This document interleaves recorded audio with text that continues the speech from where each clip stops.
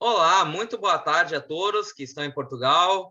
Bom dia para quem está no Brasil. Meu nome é Luiz Felipe Almeida, sou vosso anfitrião para a PES Week e vamos dar continuidade agora ao segundo dia do nosso evento.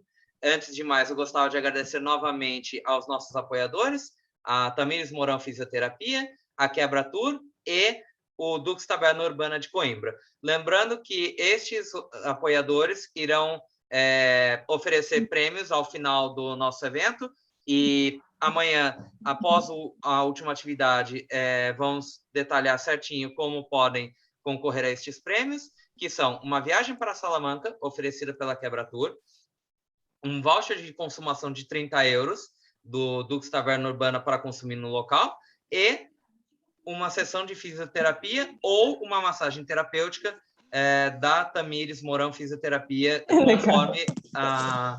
conforme a escolha do ganhador. Boa tarde. Então, vamos dar procedimento no nosso painel de Smart Cities. Antes de mais, eu gostaria de informar que o painel vai funcionar da seguinte forma: serão 15 minutos de apresentação de cada um dos oradores, 15 a 20 minutos, e depois teremos um espaço de 15 minutos para perguntas do público. Poderão deixar vossas questões no chat ou podem esperar o final das apresentações e pronunciarem-se pelos microfones. E, sendo um painel, peço, antes de mais, que direcionem as vossas perguntas ao orador em específico, ou podem deixar pergunta para todos no chat, para facilitar. Então, sem mais delongas, vamos começar. Vamos primeiro começar com a Ubiware e o Francisco Monsanto.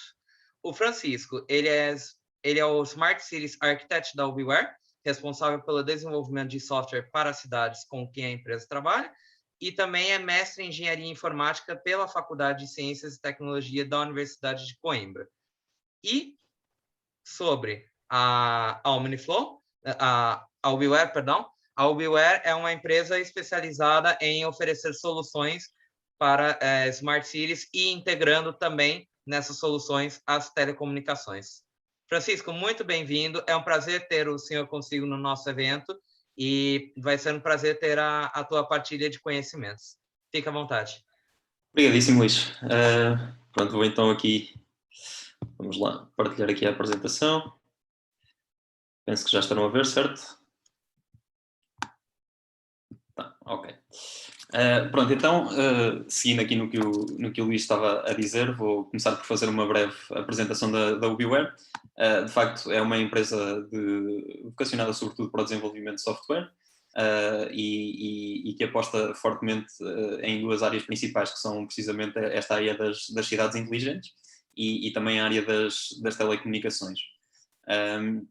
Nas cidades inteligentes, de facto, o que tentamos fazer, e é também o tema sobre o qual vamos falar hoje, a desenvolver soluções no fundo, para podermos viver num mundo mais sustentável e em cidades também elas mais sustentáveis que contribuam para isso. Mas, de facto, temos também aqui outra vertente na parte de telecomunicação e da Future Internet, portanto, relacionado sobretudo agora com a infraestrutura de 5G. E também fortemente a apostar no Research and Development nessa área.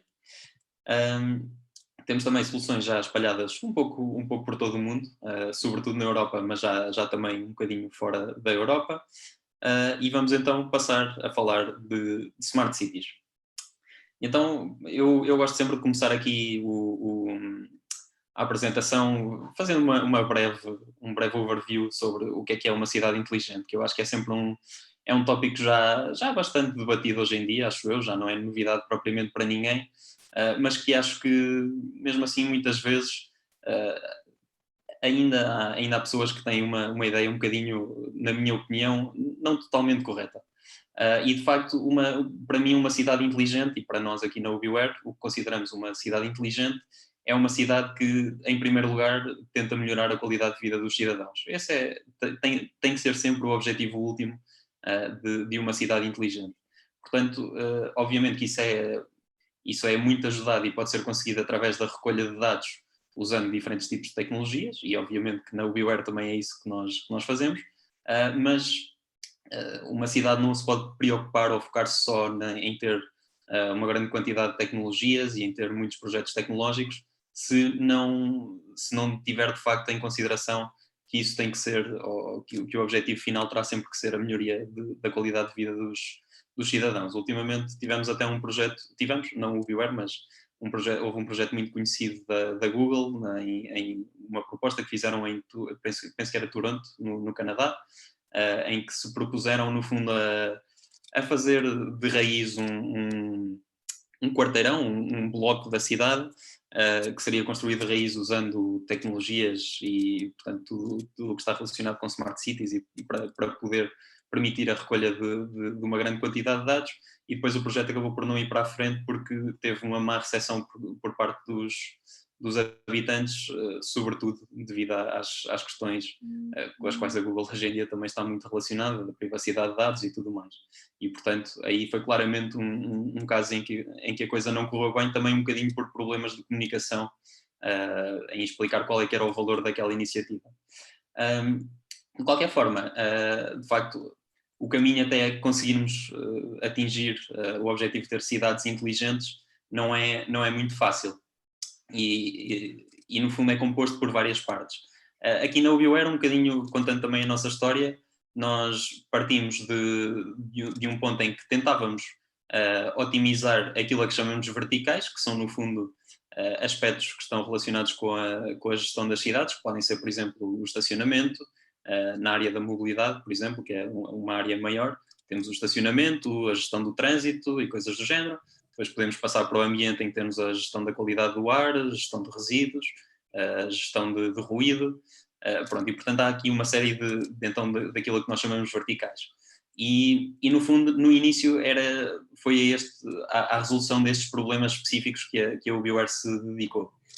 E aqui este diagrama, no fundo, apresenta um bocadinho aquela que era a nossa solução, e continua a ser, na verdade, a nossa solução para Smart Parking, portanto um sistema de estacionamento inteligente que, através da colocação de sensores individuais debaixo dos lugares de estacionamento individuais, permite detectar a presença de automóveis e, como tal, permite-nos ter, por exemplo, aplicações móveis que podemos dar aos cidadãos para saber se os lugares estão ocupados ou não, e podemos dar também às forças de segurança para poderem fiscalizar no caso de haver pagamentos. Podem ter, por exemplo, também estes painéis indicativos que indicam o número de lugares disponíveis numa determinada área. E de facto, estas soluções, sendo muito úteis e sendo cada vez mais também uma realidade em muitas cidades, penso que todos já terão tido essa experiência de chegar a uma cidade que tem este tipo de soluções e que tem também algum tipo de sensorização e que disponibiliza já alguns dados aos cidadãos.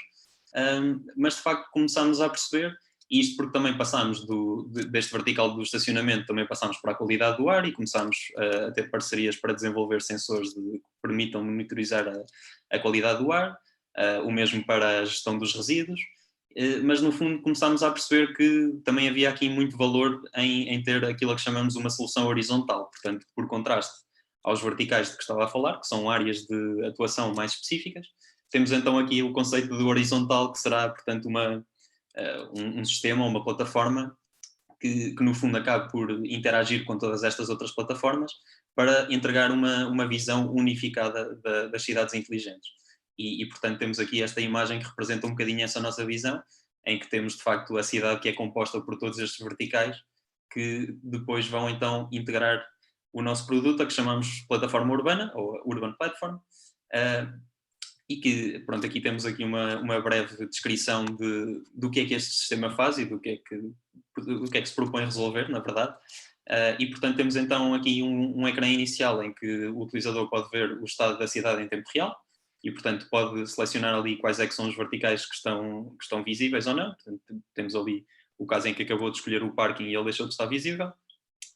Depois temos então acesso a todas as informações, podemos aceder aos seus detalhes e, portanto, aqui neste exemplo clicamos ali num segmento da estrada e podemos ver em tempo real o estado do trânsito, mas podemos também ver a informação de contexto que nos permite determinar não só saber como é que está o trânsito naquele momento, mas também saber, será que no fundo aquela rua a esta hora costuma estar com este trânsito ou isto é uma situação anómala porque está muito mais trânsito do que é costume. E no fundo é isso que este ecrã em tempo real permite fazer. Outra questão que se prende aqui com esta visualização da informação georreferenciada é a parte do planeamento urbanístico, e para ajudar com esta vertente o que nós fazemos é integrar com sistemas de informação geográfica para permitir ter aqui a visualização de diferentes tipos de dados. Aqui neste exemplo que estamos a ver, podemos ver, por exemplo, informação sobre edifícios na cidade, penso que é de Barcelona, neste caso, na qual podemos ter a representação até, quer seja dos edifícios em 2D, quer em 3D, se as cidades tiverem essa informação disponível. Para além disso, também pode disponibilizar ainda informação sobre as camadas administrativas ou as divisões administrativas da cidade, portanto, quer sejam freguesias, municípios, etc. Temos também uma componente de gestão de ocorrências, em que permitimos, no fundo, recolher ocorrências que sejam registadas por outras aplicações, por entidades como os bombeiros ou a polícia, e, no fundo, fazer aqui a gestão centralizada, sendo que temos a vantagem de, como temos mais informação sobre o que se está a passar na cidade, podemos fazer coisas como calcular a melhor rota para resolver um incidente de forma automática e tendo em conta também o trânsito, o estado do trânsito atual naquela cidade e, portanto, sugerir as melhores rotas consoante isso. Também podemos dar aqui a parte de report de ocorrências, portanto temos aqui uma aplicação móvel bastante simples em que os utilizadores podem reportar ocorrências na sua cidade, portanto podem ser coisas desde acidentes na estrada até aqui temos um caso de uma inundação, portanto de facto tudo aquilo que um utilizador possa reportar como ocorrência numa cidade. E para além disso também fazemos aqui, e introduzindo aqui um outro tópico que é muito importante, temos aqui também a parte de standardização e da utilização de standards e formatos de dados abertos, que nos permite de facto não só usar as nossas próprias aplicações como fontes de dados, mas também recolher informações que já existam noutras aplicações ou noutras plataformas que as cidades já disponham. Depois temos aqui também a parte de análise de KPIs, portanto aqui uma parte de análise de dados mais focada no histórico, e em que a ideia de facto é permitir combinar os diferentes verticais no mesmo ecrã, isto porque uma das grandes vantagens que nós vemos na plataforma urbana é precisamente o permitir cruzar a informação dos diferentes verticais, ou seja, ao termos na mesma plataforma aqui, por exemplo, a informação de estacionamento e do tráfego, podemos conseguir perceber como é que uma afeta a outra e podemos aperceber de potenciais problemas que sejam geradas por uma e que resultem em problemas na outra e, portanto, perceber também melhor como é que esses problemas podem ser resolvidos. Para além disso, depois temos aqui uma parte de sustentabilidade em que o objetivo é darmos às cidades uma ferramenta para conseguirem fazer, no fundo, um bocadinho o benchmark de como é que estão em termos de atingir aquilo que são os Objetivos de Desenvolvimento Sustentável das Nações Unidas. Isto são uma série de objetivos que foram traçados pelas Nações Unidas e que as cidades devem alcançar até 2030, se não me engano. Portanto, o que nós fizemos foi recolher aqui uma série de indicadores baseados numa norma standard, que é o ISO, e que, no fundo, permitem à cidade perceber como é que estão e como é que estão a evoluir em relação a atingir esses mesmos objetivos. E, de facto, é aqui um bocadinho essa informação que este gráfico tenta transmitir. Temos aqui naquela roda de dentro com os números e as cores as diferentes áreas de atuação destes Objetivos de Desenvolvimento Sustentáveis e depois na parte de fora temos então quais é que são os verticais que nós integramos na plataforma urbana que ajudam a dar resposta a estes diferentes objetivos. No fundo, depois temos aqui uma série e o que é interessante aqui nesta plataforma é permitir dar resposta a uma série de casos de uso diferentes. Aqui, para além destes casos de uso que eu falei, temos então a parte de cross-context, ou seja, desta comparação de dados entre verticais, mas também numa perspectiva de estabelecer aquilo a que chamamos de what if scenarios, portanto, perceber como é que por exemplo, neste exemplo aqui, como é que o impacto, qual é que seria o impacto de organizar um grande evento cultural na cidade e podemos perceber, por exemplo, qual é que seria o impacto no tráfego ou na poluição, coisas deste género.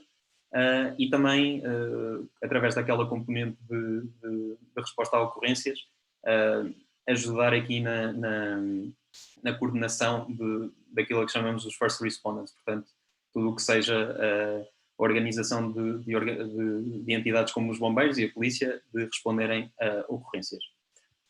E quais é que são então as vantagens da plataforma? É de facto, temos aqui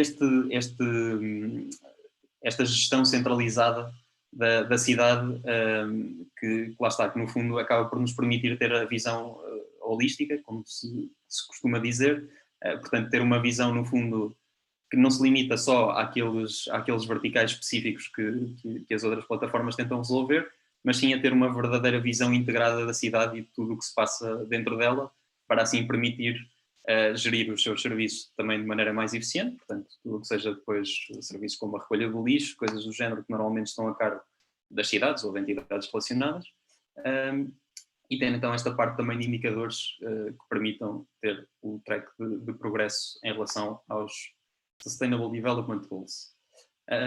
Para além disso, e em relação, e isto porque eu comecei a apresentação por dizer que de facto o objetivo disto é sempre melhorar a qualidade de vida dos cidadãos, e de facto aqui há dois aspectos importantes também na plataforma urbana. Um deles tem a ver também um bocadinho com aquela parte de standardização e disponibilização de dados, portanto a plataforma no fundo propõe-se agregar e recolher dados de diferentes plataformas e diferentes sistemas que possam já existir, e o objetivo também é um bocadinho permitir às cidades ter uma ferramenta para partilhar esses dados, e isto ajuda também com a noção de transparência das cidades, que hoje em dia é uma coisa bastante importante, e que de facto lá está, as cidades podem assim partilhar os dados e mostrar aos seus cidadãos como é que estão a ser geridas, em que áreas é que podem melhorar e etc. Mas no fundo também esta parte de permitir a recolha de feedback dos cidadãos, portanto através de coisas como por exemplo aquela aplicação de recolha de incidências, permitimos também no fundo dar uma voz mais ativa aos cidadãos, que assim se sentem mais integrados na gestão da cidade, e isso é um ponto positivo também. Depois passando aqui um bocadinho à parte mais técnica, aqui temos um overview daquilo que nós propomos enquanto arquitetura da plataforma urbana, e aqui o que quero destacar, pronto, sem estar obviamente com grandes detalhes a nível técnico, é a questão da modularidade da plataforma. Portanto, o que fizemos foi dividir aqui a plataforma numa série de diferentes camadas, e portanto temos aqui à esquerda a camada de suporte, que é transversal a toda a plataforma e que inclui os serviços como serviços de autenticação e autorização, serviços de auditoria, etc., que são aplicados no fundo a todos os outros componentes. E depois temos então aqui a camada de aquisição de dados, que permite adquirir os dados daquilo que está aqui representado como sendo sistemas externos, que podem ser então, como estava a dizer, desde sensores, outras plataformas, outros sistemas que já existam, bases de dados, tudo e mais alguma coisa. Temos a camada de conhecimento, que é onde são armazenados e geridos os dados que depois vão ser disponibilizados. A camada de interoperabilidade, aqui mais uma vez muito importante também, para permitir então a partilha dos dados que existem na plataforma, e isto permite não só a nós próprios desenvolver serviços por cima destes dados, mas também disponibilizá-los a outras entidades que podem assim desenvolver as suas próprias aplicações e ter acesso a dados que de outra maneira não teriam. E termino então a apresentação falando de alguns casos de uso que temos neste momento, e portanto aqui podemos ver mais um screenshot aqui da plataforma em ação, neste caso na cidade de Barcelona, aqui com a representação dos diferentes verticais e as fontes de dados que usamos para cada um. Portanto aqui a ideia também era um bocadinho mostrar que tanto trabalhamos aqui, por exemplo, a informação de trânsito é-nos dada por um parceiro privado, mas temos também acesso a dados que a cidade de Barcelona disponibiliza como Open Data, e isto também é uma questão importante. Portanto, nós a partir destes dados, e quando as cidades disponibilizam já estes dados, nós podemos, com relativamente pouco esforço, no fundo, ter aqui uma instância da nossa plataforma a funcionar. Depois temos então aqui o caso de Guimarães, que era um dos que estava naquela demonstração inicial. A cidade de Guimarães é aqui uma cidade no norte de Portugal, para quem nos segue ali a partir do Brasil e que possa não conhecer, e nós estamos a trabalhar ativamente com a cidade de Guimarães para desenvolver novos casos de uso e para integrar fontes de dados que a própria Câmara já tem. Temos aqui outro caso também, que foi o de Loulé, uma cidade mais no sul de Portugal, em que também aplicámos a plataforma urbana, aqui numa perspectiva até mais virada para o cidadão do que aquilo que é costume para nós, e em que desenvolvemos de forma mais personalizada uma aplicação para a cidade, em que os cidadãos podem ver estes dados a que temos acesso na plataforma, mas depois tinha aqui também outras questões como gamification e tudo mais, um bocadinho também para puxar por aquela questão do engagement dos cidadãos. Finalmente, outras cidades importantes que temos, nas quais temos projetos, são a cidade do Porto, segunda maior cidade de Portugal, na qual temos alguns deployments de dispositivos, nomeadamente de qualidade do ar, e em que participámos num projeto europeu de larga escala, foi um dos maiores projetos europeus na área das Smart Cities, que foi o Synchronicity, e finalmente na cidade de Évora, um projeto que ainda está em curso, que tem a ver aqui mais com a parte da gestão da eletricidade e do consumo eficiente de energia. E é esta a minha apresentação e pronto, passo então agora a palavra ao Luís e alguém se tiver questões. Obrigado, Francisco. Muito obrigado. Foi uma apresentação muito intuitiva, muito boa, especialmente trazendo project cases de casos que realmente estão acontecendo, para vermos que existem soluções, é possível aplicar soluções, e nós teremos com certeza algumas perguntas depois no chat ao final das demais apresentações. Agora eu vou passar a palavra ao Pedro Marques, da Tommy World, mas antes vou fazer a apresentação da bio dele aqui rapidinho. O Pedro Marques é licenciado em Economia pela Universidade de Coimbra, com mais de 10 anos de atuação em empresas multinacionais de grande prestígio, especialmente na área de tecnologia, e hoje é o Chief Marketing Officer e Global Sales Expansion da Tommy World. Pedro, muito bem-vindo. É um prazer ter o senhor aqui conosco. Sinta-se à vontade, por favor. Muito obrigado a todos. É um prazer fazer parte desta iniciativa e de falar sobre o tema de Smart Cities.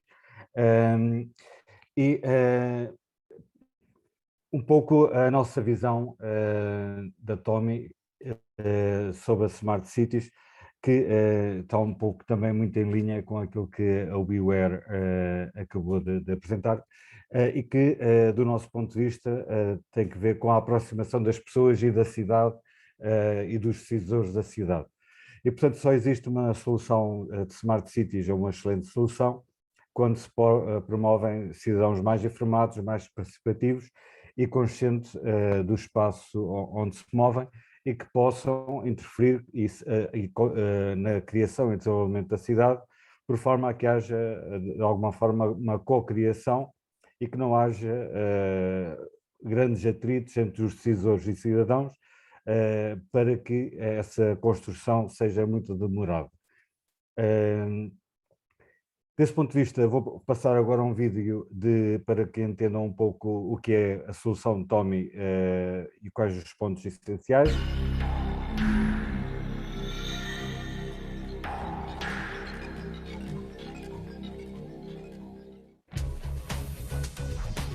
We've created a whole world at the touch of a screen, with news about your city, region, country and world, with information on a wide range of topics, products and services, with everything that's happening near to you: music, theatre, cinema, sport, and one destination: a better city. For faster, easier, better and more communication, the future of communication in cities is here. Tommy, a city's best friend.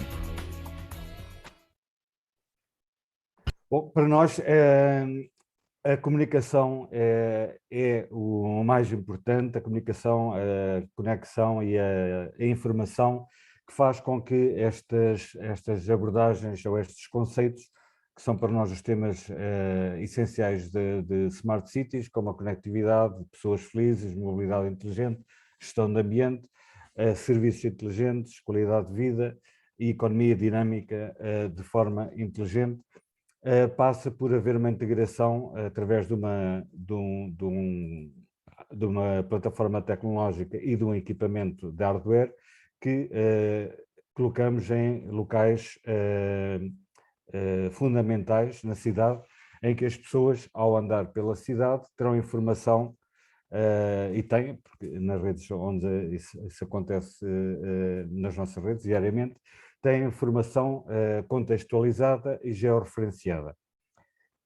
E podemos ter ainda, para além da cidade, customização na nossa plataforma para diversos contextos muito específicos, como pode ser, por exemplo, uma universidade em que temos um conceito que é o Tommy Campus, em que as pessoas podem saber o que é que se passa exatamente na universidade, quais os horários da secretaria, que serviços podem ser digitalizados, como em grandes locais de empresas ou hospitais, há uma série de serviços específicos desses contextos nas cidades, em que nós ligamos com a plataforma geral da cidade, onde os transportes e comércio e serviços continuam a ser importantes. O que é que faz com que a Tommy se destaque a nível de empresa de Smart Cities nestes anos? Tem muito que ver com 11 anos de investigação e desenvolvimento, em que tudo aquilo que foi construído, nomeadamente o produto e a plataforma, foram sempre testados com utilizadores, garantindo que, ao colocar um equipamento destes, que tem muito que ver com devolver a informação ao cidadão, nós muitas vezes estamos a usar o smartphone e podemos estar a ouvir música e podemos estar distraídos ou nas redes sociais e não estamos a ver exatamente o que se passa na nossa rua, e aqui chamamos a atenção dessa informação no contexto e nesse local, sendo georreferenciada, e essa informação pode passar para o smartphone e as pessoas podem consumir essa informação no smartphone, sendo equipamentos complementares. Depois de tudo isto investigado e provado, começamos com as primeiras implementações de redes e temos 9 anos de experiência em implementação real, neste momento em mais de 100 cidades.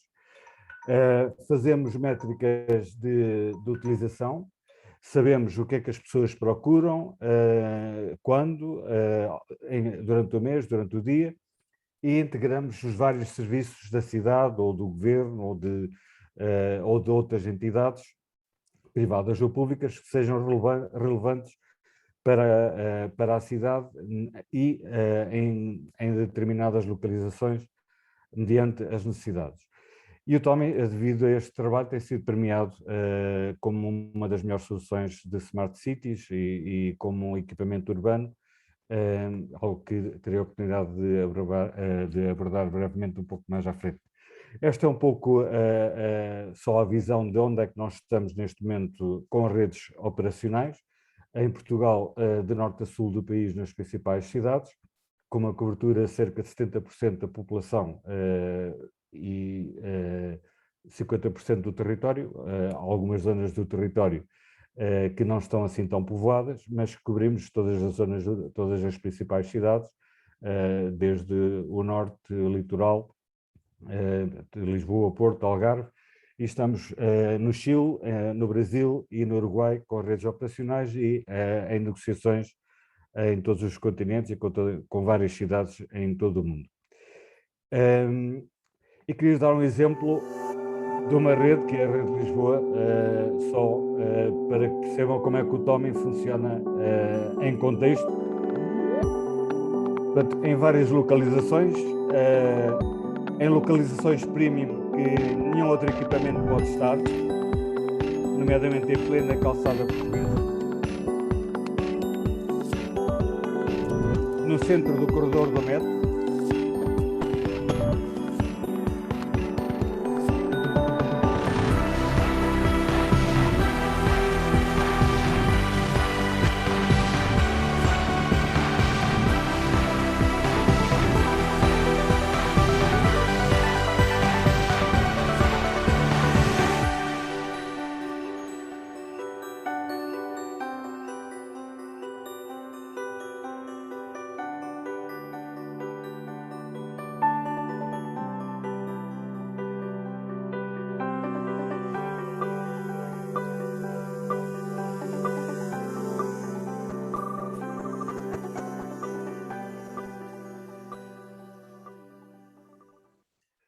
E, portanto, neste contexto, informação, como procurar locais, serviços inteligentes, mobilidade e uma comunidade inteligente.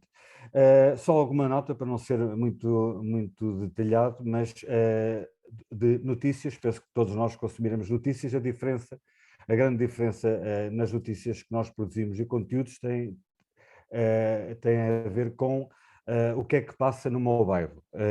Nós temos a internet, que é é um mundo de informação, mas se eu quiser saber o que é que passa, ou se amanhã a rua do meu bairro vai estar fechada para um evento ou algo, eu como cidadão devia saber.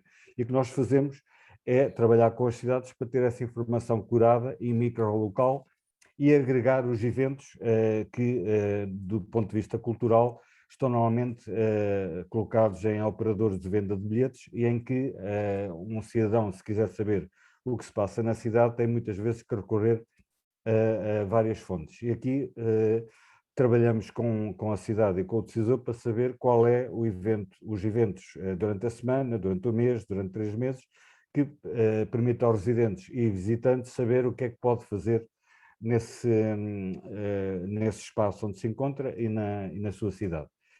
E depois a dinamização do comércio local e toda a economia, em que nós, na nossa plataforma, incluímos todos os pontos de comércio e de utilidades e de serviços, em que as pessoas podem procurar onde é que se encontra e depois saber a melhor forma de como se deslocar.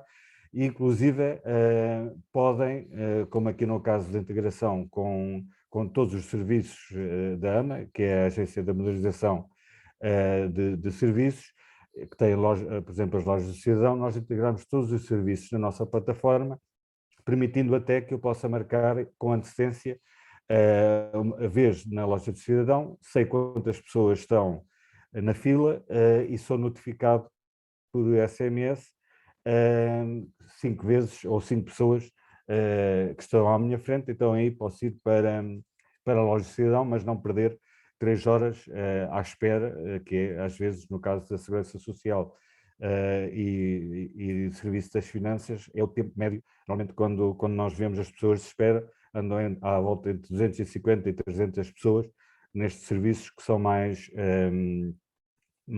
pesados em termos de atendimento.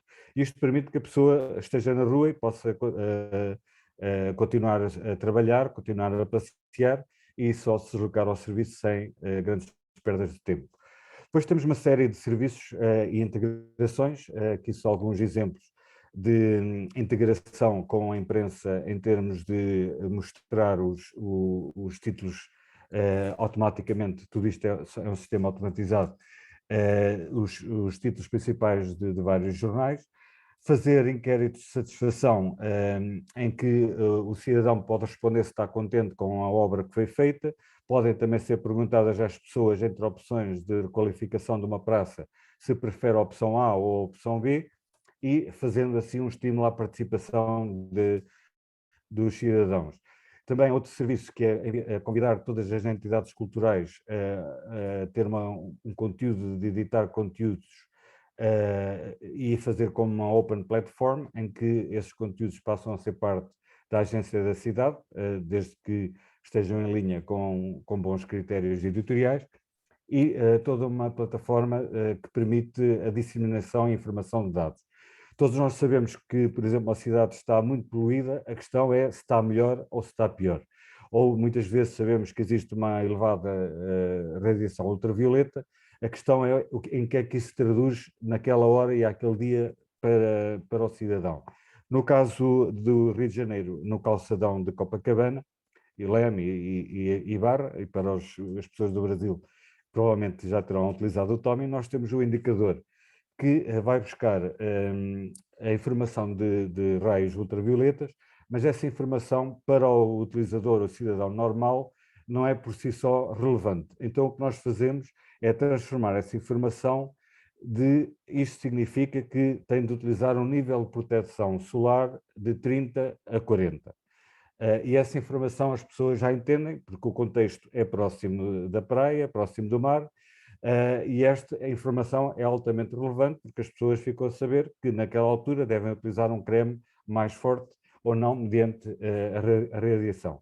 E damos outras informações, como por exemplo se a água está boa para nadar ou não, entre outros serviços, como por exemplo o Tommy Routes, que fazemos em todas as redes, que é dar logo à partida, que é algo que se passa muito, sobretudo em Lisboa, devido aos cruzeiros, que as pessoas têm 3 horas para visitar a cidade e se estiverem à procura em várias plataformas ou na Google o que visitar, perdem muito tempo. O que nós fazemos é dar logo um itinerário sugerido de 7 pontos principais naquela zona, em que em 2 horas ou menos as pessoas vão com o seu GPS e veem exatamente as localizações, e utilizando os transportes é também possível comprar bilhetes e saber a que horas é que existe cada um dos transportes e saber as rotas para todos os serviços que nós indicamos.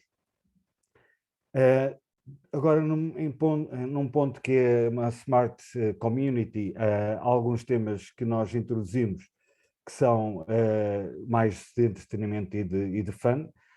Aqui há uma selfie gigante que é muito popular e muito utilizada pelos nossos cidadãos das várias cidades e que permite tirar selfies em grupo, mas também permite promover a cidade, porque aquilo que fica como na foto de fundo é a cidade e um elemento importante da cidade, pode ser uma estátua, uma praça, um museu, e as pessoas partilham nas redes sociais e nós chamamos isto uma ferramenta de city marketing, sendo também uma diversão e um momento único para grupos e para as pessoas, é também um momento de celebração da cidade. Aqui pode estar a I Love Rio ou qualquer outra customização desta experiência.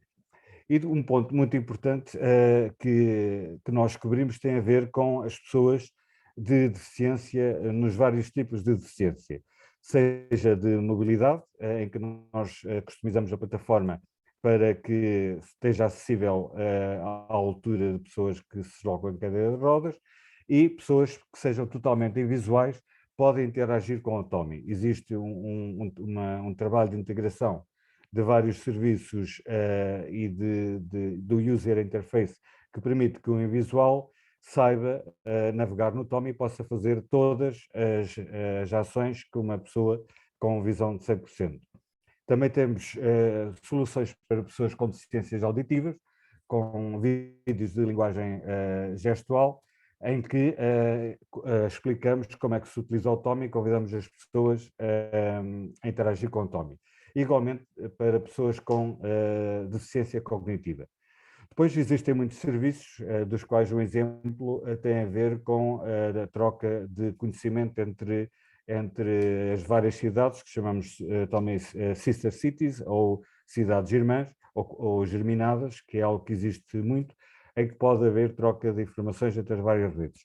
Eu falava de métricas e dou aqui alguns exemplos de métricas que o Tommy, que nós temos, e que tudo isto nós não sabemos a identidade, tudo isto é de forma anonimizada, mas sabemos onde é que as pessoas tocam e o que procuram.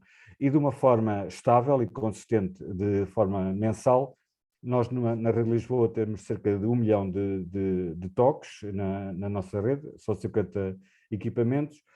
No caso das fotos, vê-se o êxito pelos 16 mil fotos enviadas e o número de conteúdos que são mostrados. Se passarmos para o Rio, vemos 1 milhão de toques, apesar de menos equipamentos, mas já mais população, o mesmo número de fotos. Se passarmos para o Chile, com menos equipamentos, temos aqui um elevado número de utilização, foi a rede que conseguimos ter um maior êxito, 3 vezes superior ao Rio, 5 a 7 vezes superior a Lisboa. E se passarmos no Uruguai, com um equipamento nesta altura, é para ser 10, mas devido à pandemia ainda não terminamos a instalação dos outros equipamentos, tendo um equipamento, há um elevado número de interação. No Uruguai, em Montevideo, só com equipamento e como parte do projeto de Smart Cities. Apenas para dizer que há aqui alguns prémios de Smart Cities por as maiores entidades relevantes na área a nível mundial, como seja o World Smart Cities, Smart Cities Connect, Mas para nós o maior prémio e a maior compensação é a consistência dos dados e a interação constante com o nosso equipamento. Há também um tema muito importante que tem a ver com as situações inesperadas e que neste caso foi o Covid, em que nós em 6 semanas conseguimos fazer uma série de tecnologias que permitiu ajudar às cidades a gestão da pandemia através de informação credível. Havia muita informação disseminada, alguma duvidosa nas redes sociais ou jornais, e então nós fizemos parcerias e integração com os diversos ministérios de vários países para que a informação fosse oficial. E, entre várias coisas, sejam live tweets, ou informação de higiene, práticas de higiene normais, também tivemos ações automáticas com computer vision e machine learning que permitia detectar pessoas na rua com avisos automáticos. Só passar aqui o vídeo. Este é apenas um pequeno exemplo breve que explica como funciona na prática. As pessoas, ao aproximarem-se do Tommy, detecta se a pessoa tem máscara ou não, e quando detecta que não, pede à pessoa para que seja usada a máscara. Fizemos isto para a questão da máscara, também fizemos para medir a distância entre pessoas e se estivessem a menos 2 metros, era disputado um alerta para que mantivessem a distância de 2 metros, e também conseguimos medir o fluxo de pessoas que passam em cada Tommy e fazendo uma gestão de fluxo de pessoas, que é importante para a autoridade saber quais são os locais de maior fluxo peatonal, que pode, nesse caso, poderia gerar a infecção. Tudo isto foi realizado nas primeiras semanas antes da pandemia e tem estado live até agora e pode ser reutilizado em eventos inesperados. Já fizemos coisas deste género para a gestão dos Jogos Olímpicos no Rio de Janeiro, com outro tipo de informação, mas aqui o que interessa também é estar preparado com a tecnologia no sítio certo e à hora certa para responder às necessidades da cidade. Eu gostava de deixar um pouco um contexto especial que é a Universidade de Coimbra, em que é uma imagem de como customizamos a nossa plataforma, mantendo um user interface simples, em que se pode acessar aos pontos mais importantes dentro do campus, dentro da universidade, seja a biblioteca, seja a secretaria, e os serviços que se podem prestar, podendo alguns ser digitalizados e permitindo que haja uma maior sustentabilidade e menos gasto de papel e menos gasto de tempo, e tendo o mapa dos vários pontos de interesse da universidade e fazendo a ligação do campus ou da universidade à própria cidade e tudo aquilo que a cidade tem para oferecer. E há muito para falar sobre o Tommy, mas penso que no curto espaço de tempo esta era a mensagem que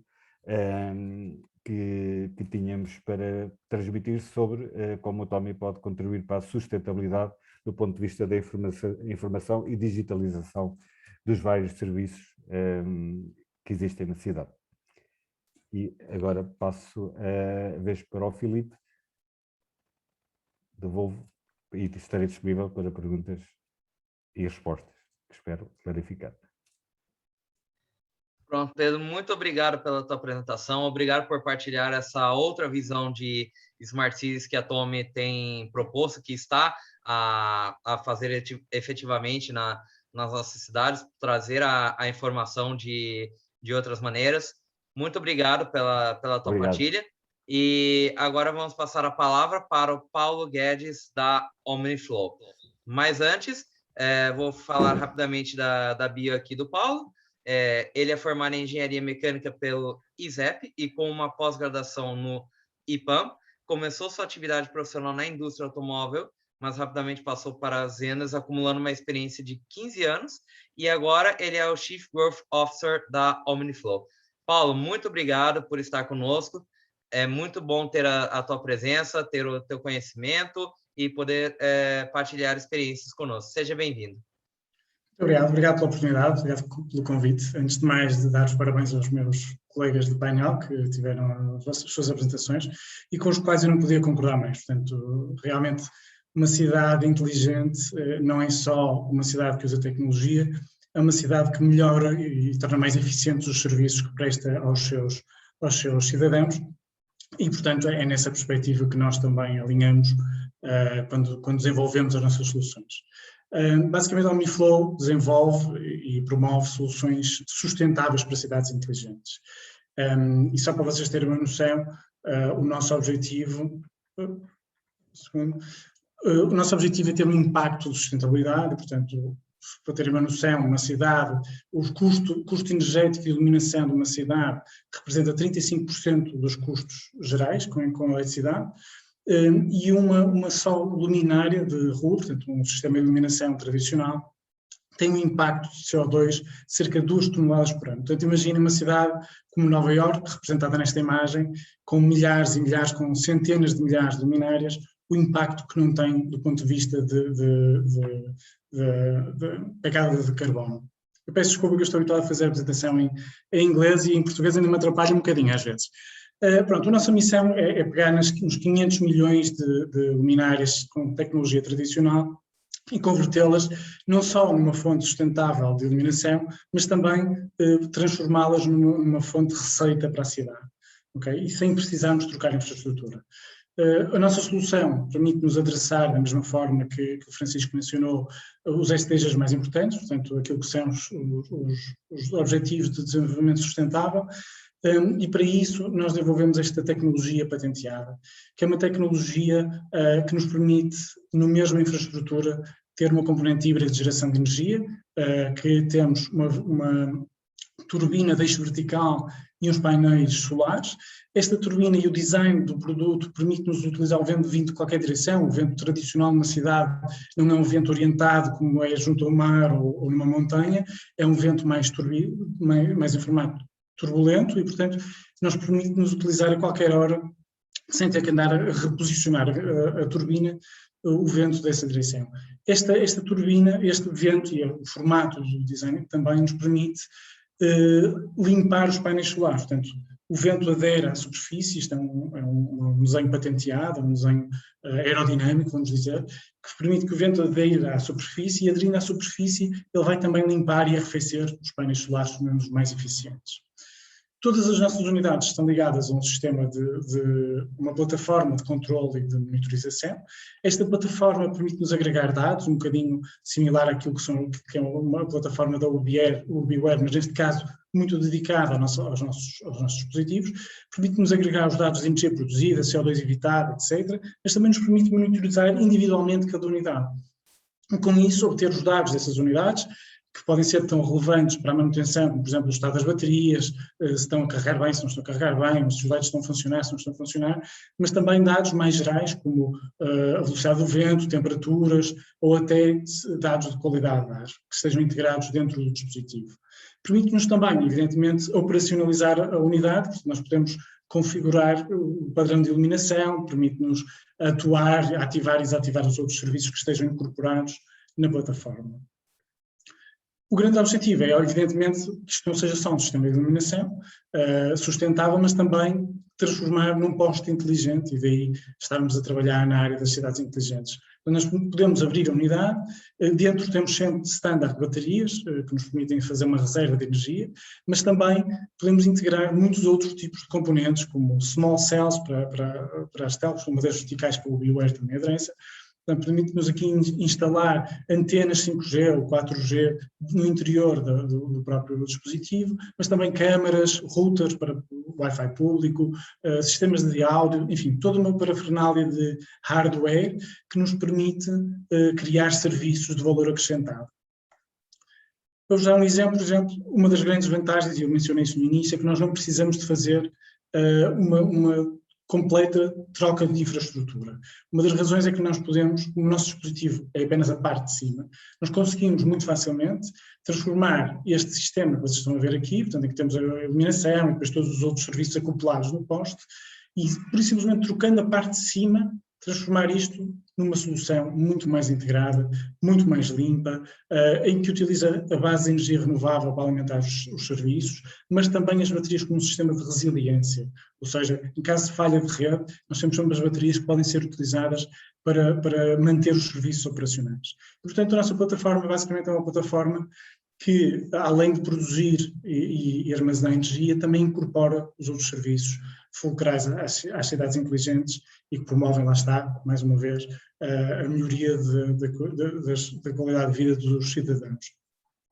Portanto, esta plataforma é uma plataforma que também nos permite, ao longo do tempo, ir desenvolvendo novas soluções. Portanto, nós facilmente podemos abri-la, já estando instalada no terreno, basta abrir e incorporar mais funcionalidades, uma vez que ela já vai ter o espaço disponível, tem a parte de energia e tem a parte de conectividade. Portanto, tudo isso faz com que investimentos futuros da cidade em novas tecnologias não implique mais uma vez trocar a infraestrutura. E isto também é sustentabilidade. Posso-vos falar de alguns exemplos de use cases. Portanto, nós temos aqui um exemplo de uma small cell, portanto, uma célula em que transforma o OmniFlow numa torre de telecomunicações, em que temos a unidade das antenas, a unidade de rádio, o backhaul, portanto, tudo isto é integrado dentro da OmniFlow e, como eu dizia, se a rede falhar, nós temos as baterias que podem continuar a alimentar esta antena e, portanto, não se perde completamente a comunicação. Todos nós nos lembramos do que aconteceu, das inundações que aconteceram na Alemanha ou dos incêndios que há nos Estados Unidos frequentemente e que simplesmente cortam a rede elétrica. E nesse caso nós temos sempre esta capacidade de acrescentar resiliência e de manter os serviços operacionais. Isto é um exemplo como nós integramos as câmaras, portanto as câmaras ficam muito discretas e podem ser usadas só para fazer videovigilância, o normal videovigilância, e é evidente que estes dados de videovigilância não passam por uma plataforma OmniFlow, isto são dados privados da cidade, portanto, tudo que é o video stream fica agregado à rede de comunicações da cidade, nós não temos acesso a estas imagens depois de configurado o sistema, portanto, isto passa a ser integrado unicamente na cidade, no sistema de vigilância da cidade, mas nós podemos acrescentar com uma computadorização local, portanto, feita no próprio OmniFlow, dentro do OmniFlow, podemos acrescentar uma videoanalítica em cima destas imagens e produzir serviços ou informações úteis para o cidadão, para a cidade e, inclusive, até já a pensar em soluções como, por exemplo, estamos aqui neste use case, é uma demonstração que estamos a fazer nos Estados Unidos, em San Diego, e o objetivo é recolher esta informação para passar para veículos autónomos. Mas esta informação é útil ao dia de hoje para qualquer utilizador, por exemplo, o smart parking, detectar carros que estão mal estacionados, fazer aqui a análise de tráfego, em que podemos contar o número de veículos a passar na via para um lado, para o outro, enfim, tudo isto. E conseguimos inclusive integrar isso até na nossa plataforma, uma visualização um bocadinho similar àquilo que a OBCity, que a OBWare, promove, em que utilizamos um tipo de Twin City, não sei se vocês estão familiarizados com esse género de conceito, para visualização, por exemplo, dos espaços disponíveis, ou até visualização local também dos sensores de qualidade da ar, todas as plataformas, todas as informações relevantes recolhidas com as nossas unidades. Isto é um produto que ainda está em prova de conceito, mas que nós já temos neste momento plenamente funcional, em que nos vai permitir fazer um upgrade às nossas unidades. Portanto, instalar uma plataforma que nos vai permitir carregar os drones. Nós acreditamos que os drones vão ter papéis na cidade, como vigilância ou até assistência médica com entrega de desfibriladores, e portanto vai ser necessário haver umas plataformas, infraestrutura, para que esses drones possam ter autonomia, portanto, nós com a nossa plataforma podemos gerar a comunicação para que o drone possa ter autonomia ou seja comandado a uma distância muito grande e, ao mesmo tempo, para que possa carregar e estender o raio de ação das suas missões. Estamos também a trabalhar noutras tecnologias, por exemplo, neste caso estamos a integrar baterias de veículos elétricos second-hand, portanto, usadas, para que nos permita escalar em muito larga escala, criar uma grande capacidade de armazenamento de energia. Isto vai permitir gerar não só uma maior resiliência, como falava há bocadinho, que nos permitem as baterias, mas também a utilização do conceito de Smart Grid, não sei se vocês conhecem, em que nos permite ter localmente disponibilidade para responder a picos de consumo sem que haja necessidade de produzir ou de armazenar noutros sítios. Portanto, transformando o poste numa nova vertente de Smart Grid. Pronto, basicamente o nosso objetivo começa sempre pela sustentabilidade, portanto, poupar energia consumida na iluminação, com a produção local que fazemos, mas também agregar novos serviços, e esses serviços podem ser uma fonte de receita, como eu mencionei no início. Nós temos use cases em que, por exemplo, temos small cells integradas e isso gera uma receita, mas também os dados que nós conseguimos agregar e até os serviços de visão computadorizada. Só para, muito rápido, vos dar 2 exemplos de soluções de projetos implementados. Este é um exemplo de um projeto implementado no setor privado, em que nós começamos pura e simplesmente com um projeto de iluminação sustentável, mas depois trouxemos a tal oportunidade de integrar uma small cell, e isto está a gerar receita. Portanto, neste momento o cliente tinha um sistema que consumia energia e tem agora um sistema que, além de consumir muito menos energia, tem ainda uma fonte de receita que gera receitas. Temos também um projeto muito engraçado em Nova Iorque, que um dos fatores cruciais foi também a resiliência, que nos explicava há bocadinho. Portanto, isto é uma zona, um parque junto ao rio Hudson, que muitas vezes tem inundações, principalmente quando há tempestades e assim, o rio inunda o parque e destrói completamente a infraestrutura de alimentação, de rede, e portanto nós conseguimos manter todos os serviços operacionais com o nosso sistema. Omniflow. Portanto, isto foi um projeto que foi premiado, temos vários projetos premiados, além da nossa solução, também projetos em comunidades premiados. Estamos presentes neste momento em mais de 35 países, vamos abrir agora mais 2 países ainda até ao final do ano, com milhares de unidades já implementadas, mas queremos crescer e queremos escalar isto como uma solução de cidades. Nossos projetos ainda são projetos de dimensão média, mas queremos escalar para que os projetos se tornem realmente impactantes do ponto de vista de sustentabilidade e de serviços inteligentes. E pronto, isto é a minha apresentação e não tenho aqui os meus contactos, eu depois ponho no chat, mas estejam à vontade com os meus colegas para à disposição para que possam colocar questões. Maravilha, Paulo, muito obrigado pela tua participação, muito obrigado por trazer esta ótima visão da Omniflow também, de trazer uma outra visão de como integrar as cidades, de como fazer com que os recursos sejam usados de forma mais sustentável, que é uma coisa muito legal, por exemplo, o uso de baterias de veículos elétricos usados, que era uma coisa que não estamos a ver muita aplicação, visto que ninguém ainda sabe como gerir a questão das baterias depois que são utilizadas, depois que passam da vida útil. É um ótimo exemplo de reutilização e de sustentabilidade. Agora temos 2 perguntas aqui que eu vou fazer para vocês. Temos uma pergunta da Eliana, que inclusive é uma pergunta que eu queria fazer também, compartilhamos da mesma pergunta, e é uma pergunta para todos para promovermos um pequeno debate aqui. Como que os senhores veem o impacto da inteligência artificial para o futuro das Smart Cities?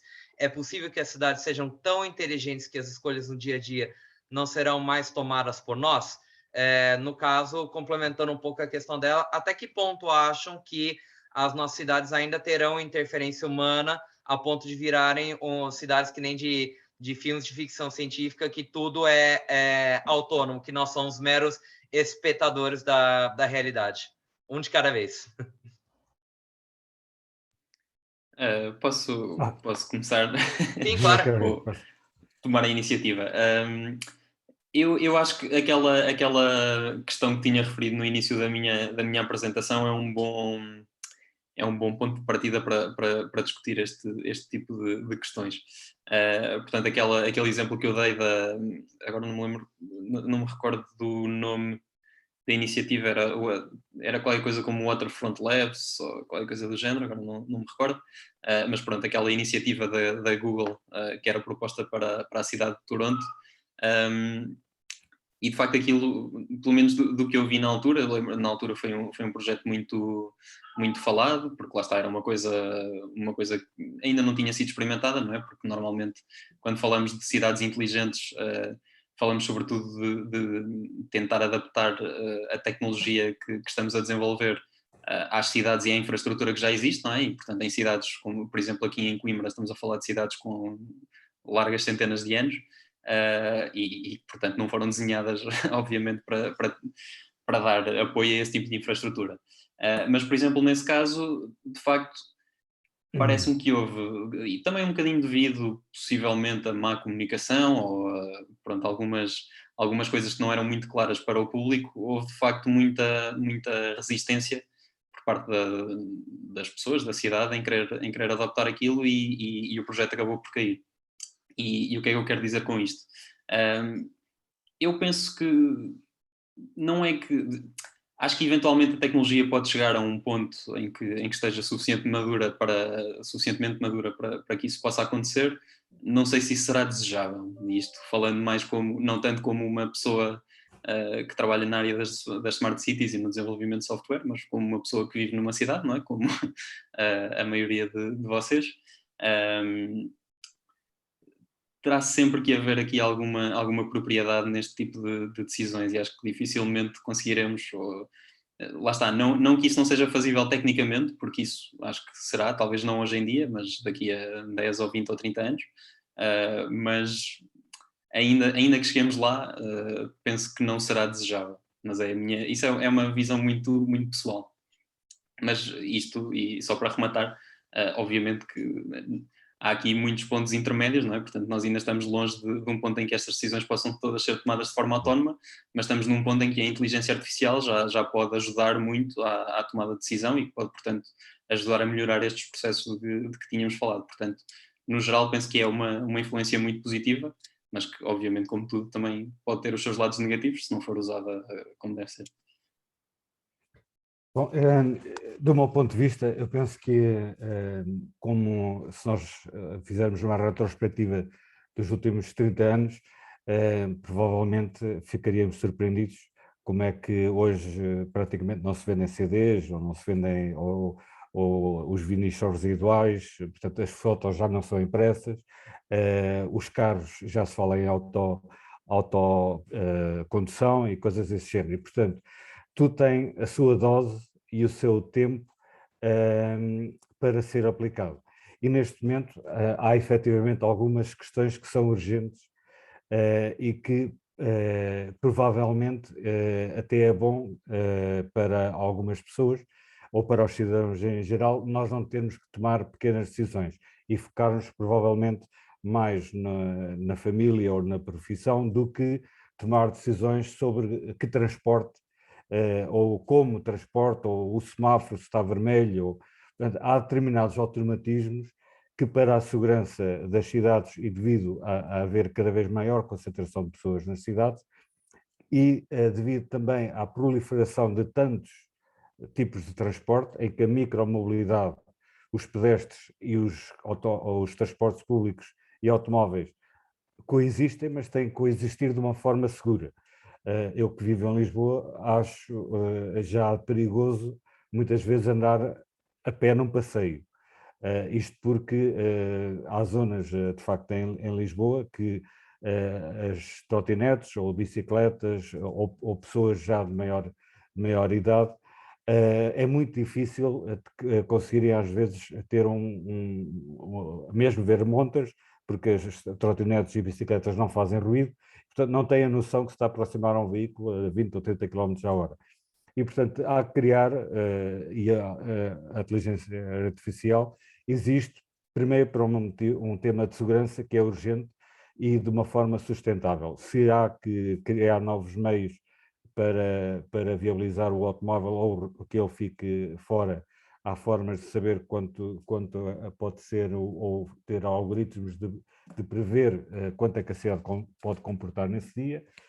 Há outras situações que têm que ver exatamente com decisões erradas de condução, de parar ou não parar na passadeira. Há muitos acidentes em passadeiras e, pronto, do ponto de vista da segurança, é um tema urgente. E há outro que tem a ver com o ambiente e que está muito ligado à questão da mobilidade e aos veículos que transitam, mas também a situações de, seja fumar em espaços fechados, seja questões de me dar uma rota mais saudável quando eu estou a andar ou a andar de bicicleta, na vez de me enviar para um sítio que está poluído, o GPS pode ter uma opção, o GPS ou qualquer automatismo, de me dar uma opção de via verde ou em termos de ambiente. E, portanto, há muitas soluções que são úteis e que podem ser aplicadas.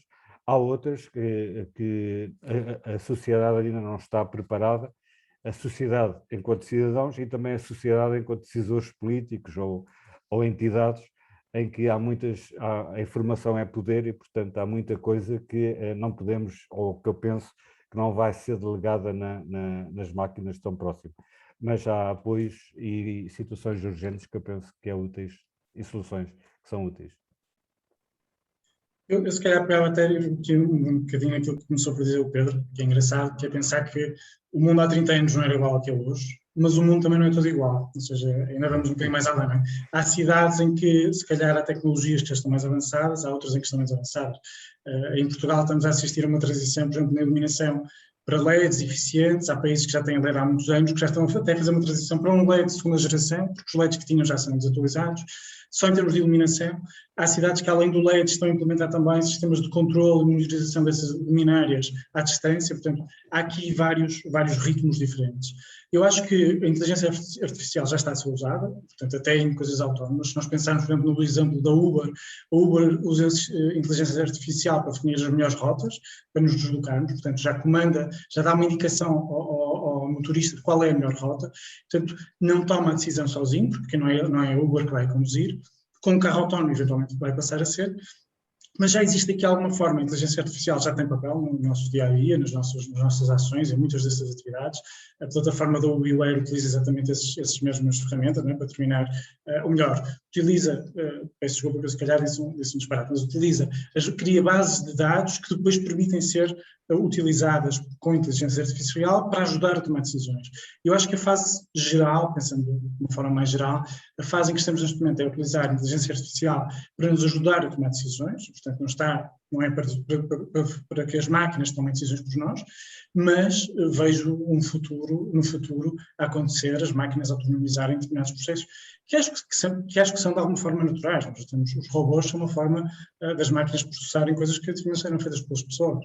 Portanto, eu acho que isso de alguma forma é natural. Acho que a adoção desses processos completamente autonomizados vai ser diferente a nível global, não vai ser igual em todos os países, em todos os continentes.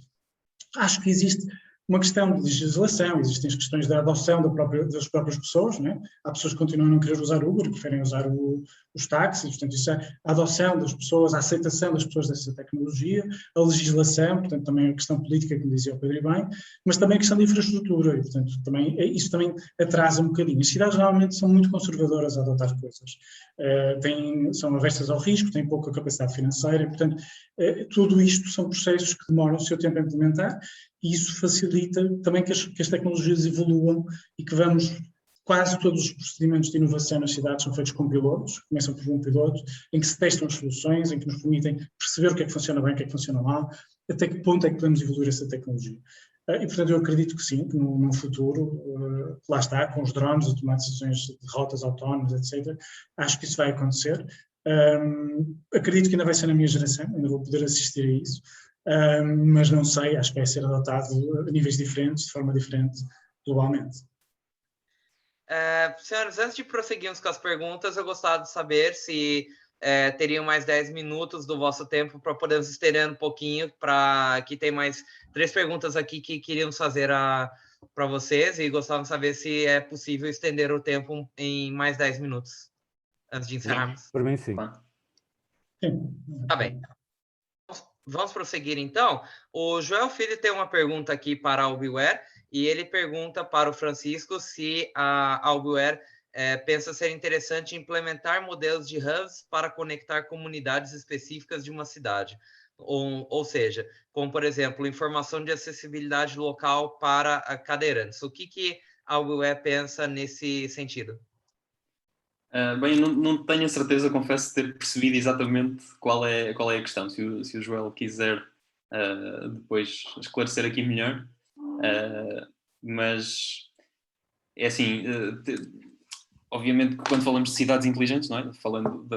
Temos que incluir todos os cidadãos que dela façam parte, e de facto aqui a questão da acessibilidade também é uma componente importante, e de facto nós aqui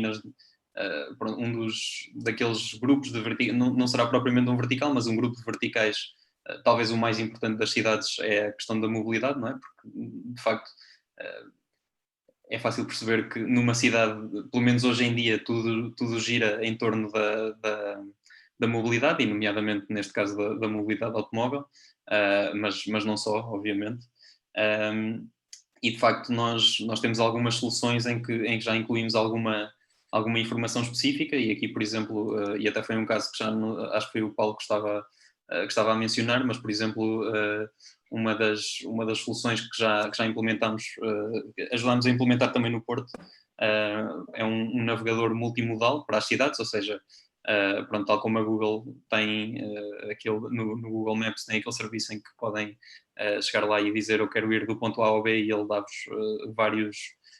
vários tipos de transporte.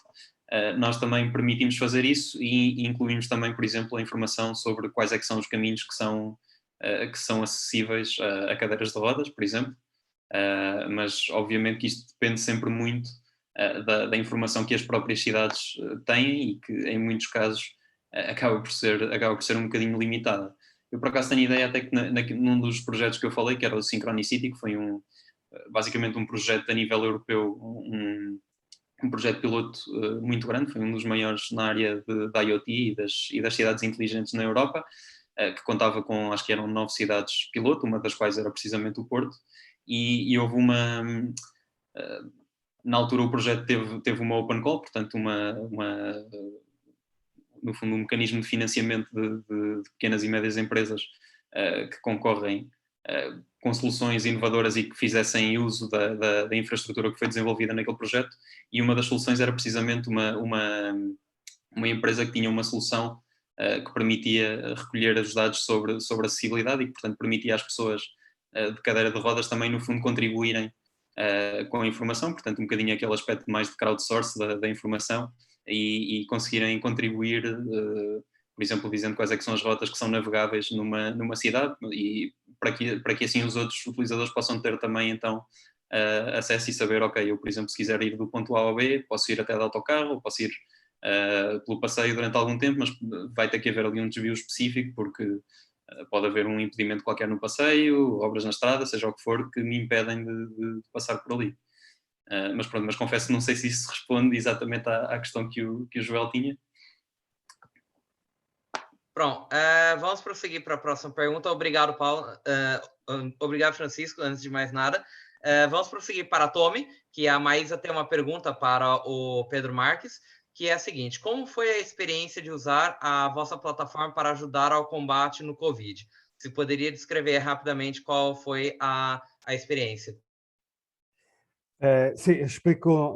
Nós já tínhamos tecnologia, pelo menos primeiro do lado da informação, e depois alguns desafios e complicações, mas a primeira prioridade foi a questão da informação, e nós há muito tempo, quer em eventos como a Web Summit ou mesmo em cidades, que temos automatismos para live tweets e para disseminar a informação em tempo real, que é o nosso dia a dia.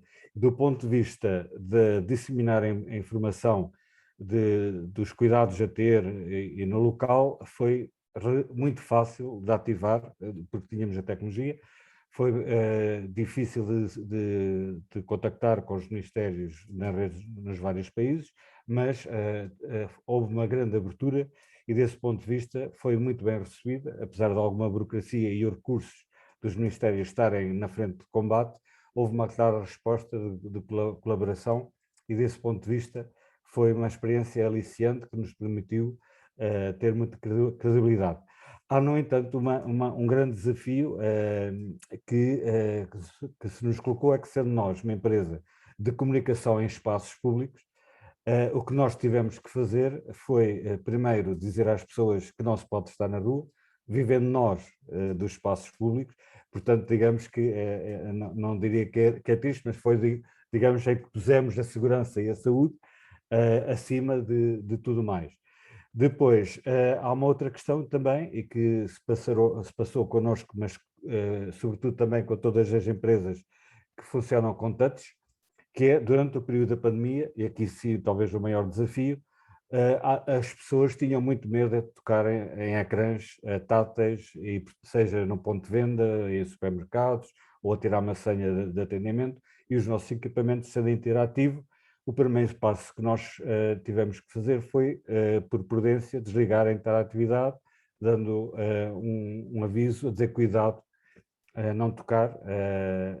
E, portanto, desse ponto de vista, para nós foi um desafio nessa fase, e foi uma oportunidade de implementar duas soluções para o touch. Uma, que é interagir com o Tommy por controle remoto, usando o smartphone.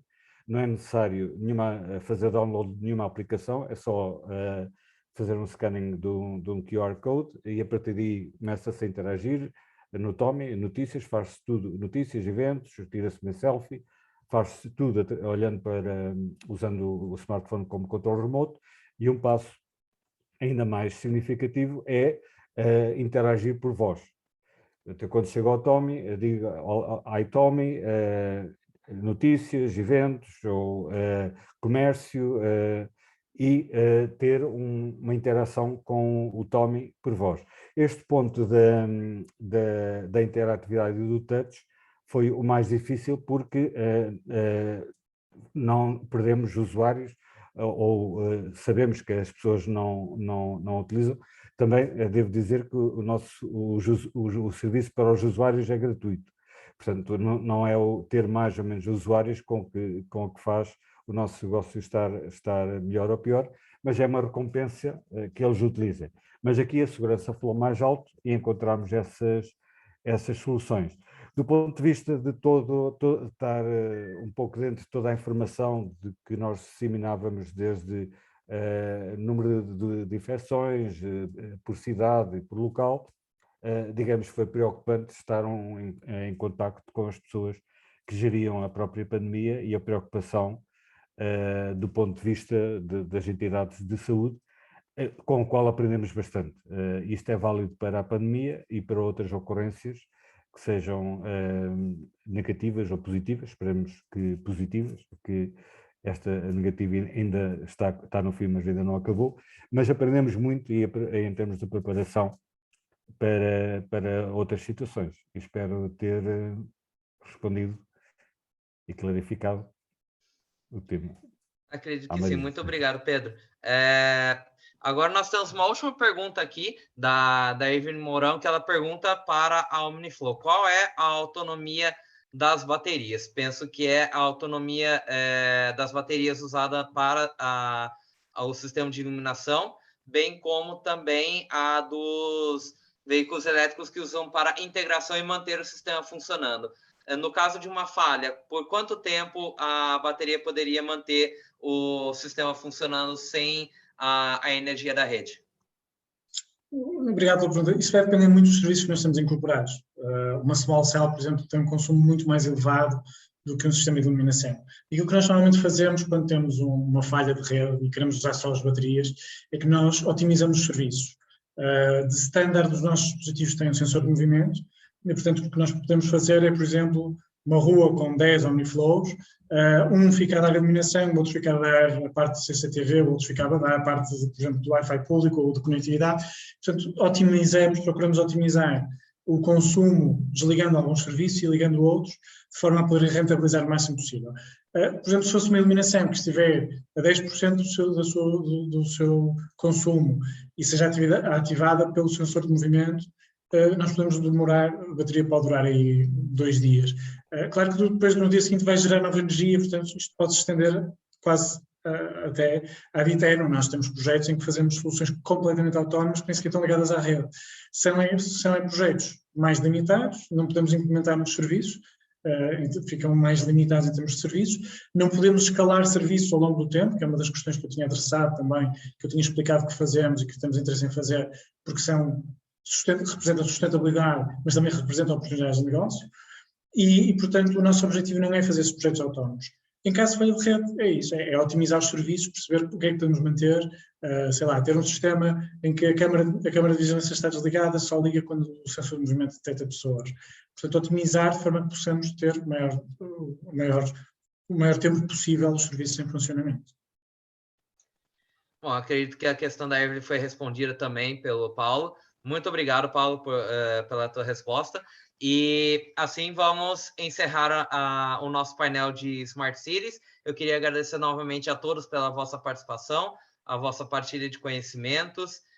Muito obrigado a todos por estarem conosco e esperamos poder contar convosco em eventos futuros e futuras parcerias.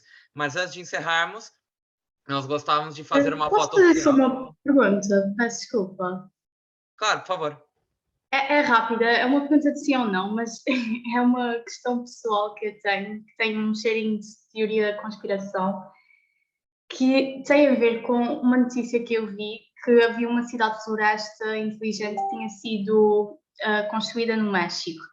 E aquilo que eu gostava de saber é se é possível haver uma descentralização das cidades em função de novas cidades que sejam tecnologicamente mais avançadas. Se isso é possível ou não, ou se é possível redesenhar as cidades mais antigas para serem mais inteligentes. Eu se calhar posso só responder, eu conheço esse projeto, por acaso, nós falamos na altura com os arquitetos que desenvolveram esse projeto não está construído, é um conceito, como há muitos, por acaso, não conheço esse do México, mas há a Woven City da Toyota, existe agora aqui um campus em Portugal que se está a construir com o objetivo um bocadinho similar, portanto, construir de raiz todo um sistema sustentável e com soluções inteligentes. E, portanto, eu acho que sim, é possível construir, implica uma capacidade financeira muito grande, tem que envolver muitos parceiros, mas por outro lado, como dizia o Francisco e bem, quando nós pensamos que a nossa sociedade tem 100 anos, às vezes trocar um sistema de iluminação é tão complexo como construir, é mais caro ou mais complexo que construir um novo. Portanto, construir cidades de raiz inteligentes, sustentáveis, faz muito sentido. Transformar as cidades que existem tem custos também e tem as suas dificuldades. Eu acho que as duas versões são viáveis e fazem sentido, mas são coisas diferentes. Não sei se alguém do painel quer acrescentar. Exatamente, eu penso que na mesma linha, e depois temos que terem atenção à limitação do espaço, porque se nós pensarmos que no caso de Portugal a população está concentrada no litoral e há uma certa resistência para ir para o interior, e não é fácil fazer uma construção no interior devido às montanhas, digamos, à geografia acidentada, portanto, não é fácil fazer isso. E depois há um outro tema em países, sobretudo na Europa, que tem a ver com o fator história. Eu lembro-me, como estudei em Coimbra, de uma discussão que não foi pequena, que quem estuda em Coimbra, ou quem conhece Coimbra, a Praça do Papa, há aquela rua que vai depois para a Avenida da República, que agora está em paralelos, mas que estava no mesmo tipo de empedrado da Praça do Papa. Houve alguém que houve uma corrente que queria que fosse tudo alcatroado ou que fosse tudo empedrado tal como está agora, e isso foi uma grande discussão, abdicar ou destruir o monumento, por exemplo, a discussão de Foscoa é um exemplo disso, tipo, como coexistir com o moderno ou o futuro versus o passado milenar. Isso às vezes é um problema que se põe, ainda que exista muita vontade. Há países que o Dubai, ou aliás mais a Arábia Saudita e a Índia fazem muito esse tipo de projetos, tal como esse no México, porque têm um território ainda livre para construir. No entanto, deslocar as populações é necessário não só as infraestruturas, como já foi mencionado, mas também ter emprego de qualidade.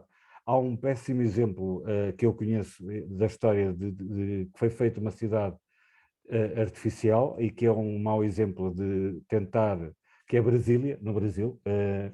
Eu digo isto porque conheço pessoas que mais tarde me contaram a história dos pais que viviam em São Paulo e foram obrigados, de repente, uma série de gente, funcionários públicos, a ir viver para Brasília, longe do mar, e conviver com pessoas que ninguém conhece ninguém, e foi começar de novo. Para muitas pessoas isso foi um trauma bastante. Eu conheci uma pessoa que ia lá visitar os pais e que aquilo que via era terrível. Não sei se os colegas brasileiros podem confirmar esta ideia, mas ainda hoje, sempre que falo com pessoas no Brasil e têm que ir a Brasília, fazem-no com alguma chatice, por assim dizer, porque vão sair de São Paulo ou do Rio ou de zonas mais próximas do litoral, e isso não é fácil. Um outro exemplo é aqui ao lado de Espanha, que se mantém como local central, mas que já foi desde o início, que é Madrid. Que Madrid tem algumas situações muito precárias para ser uma cidade, não tem água, não tem um rio sequer, e não tem água no verão. Eu vivi lá há 2 anos e a experiência em muitas coisas é terrível, e portanto os locais ótimos para as cidades, eles mais ou menos já estão ocupados, porque estão próximo de água, próximo de rios ou mar. Onde é que há espaços novos, passa muito por este equilíbrio entre a extensão das cidades que já existem com zonas novas, exemplo da Expo 98 ou da zona do Parque das Nações de Lisboa, mas que não é suficiente. Ou então criação de novas cidades, mas aí o terreno é limitado e nem todos os países. A Holanda, que fez os diques para hoje ser um país viável, fê-lo numa determinada altura, mas a qualquer momento é um país que pode desaparecer e, portanto, novas construções têm sempre provas a dar e é necessário espaço e recursos. Muito obrigado, Pedro, por partilhar a resposta também. E assim vamos encerrar o nosso painel. Agradeço mais uma vez a todos pela vossa participação. E antes, vamos fazer uma foto oficial. Vou pedir para o Francisco, que está aqui conosco, fazer a imagem para nós. Francisco? Olá a todos, vamos lá então. Esperar o pessoal ligar as câmeras. Mais alguém? No 3, hein? 1, 2, 3. Aê, muito obrigado, gente. Maravilha. Muito obrigado a todos. Para os que estão conosco, que vão seguir nas próximas atividades, teremos já a Masterclass de Petróleo e Transição Energética com Fernanda Delgado e Heloísa Esteves na sala que enviamos por e-mail. Eu sou Luiz Felipe Almeida e aguardo vocês lá para a próxima atividade. Obrigado.